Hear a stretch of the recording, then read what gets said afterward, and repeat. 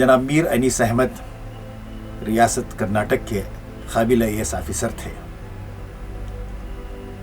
23 मई बरोज़ जुमा 2025 वो हमसे रुखसत हो गए। मीर अनीस अहमद का शुमार खुश अखलाक, खुश फ़िक्र और मिलनसार और बेलौज़ खिदमत गुजारों में होता है।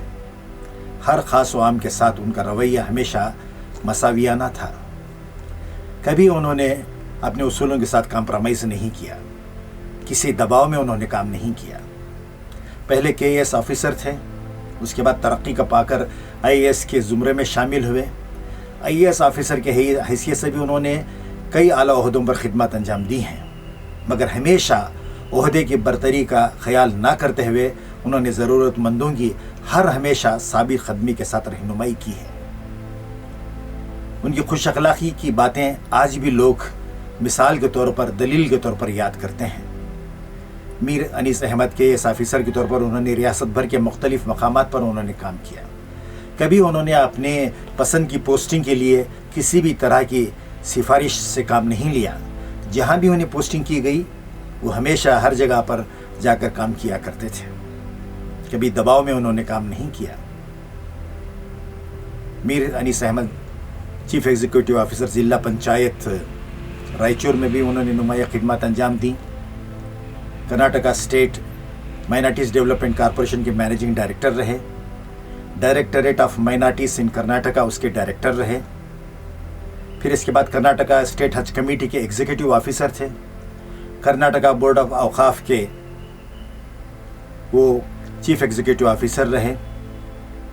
फिर इसके बाद बेंगलुरु अर्बन डिस्ट्रिक्ट के वो स्पेशल कमिश्नर थे और कर्नाटका स्टेट वक्फ ट्रिब्यूनल के ऑफिशियल मेंबर भी रहे। और उनकी आखिरी पोस्टिंग थी ज़िले कूर्ग के वो डिप्टी कमिश्नर थे।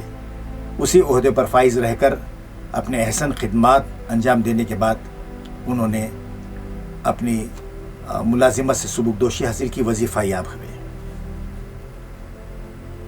बहुत कम गो थे, मगर जब भी बात करते थे मुदल्लल बात करते थे, जो इस बात का सबूत था कि वो हालात हाजिरा पर गहरी नज़र रखते हैं। चाहे वो इस्लामियात रही हों या हिंदुस्तान की सियासत या अफसरशाही के जो नशोब व फराज हैं, उन तमाम चीज़ों से वाकिफ़ थे। को कि उनके दोस्तों का हल्का महदूद रहा, मगर उनके दोस्त हमेशा उनके साथ खड़े रहे।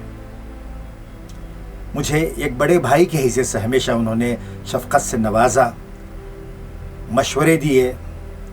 करियर के सिलसिले में कई मशवरे वो देते रहे।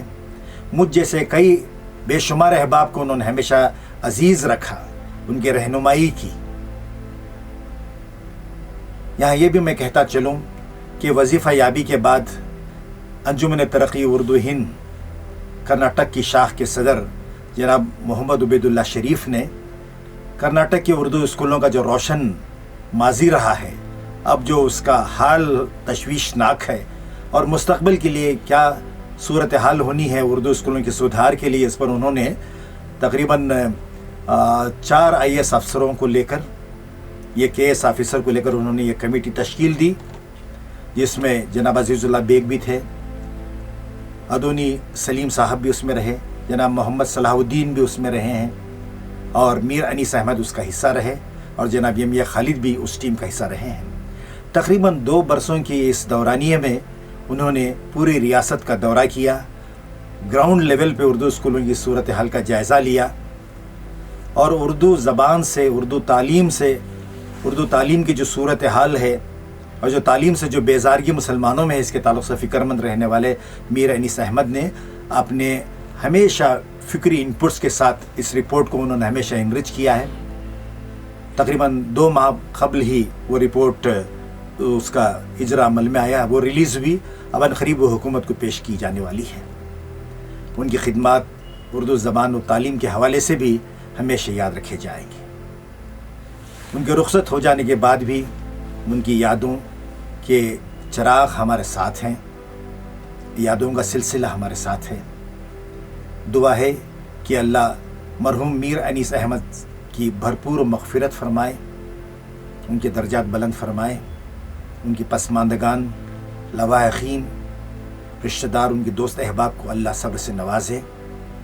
میر انیس احمد اپنی سادگی اور انسان دوستی کے لیے ہمیشہ یاد رکھے جائیں۔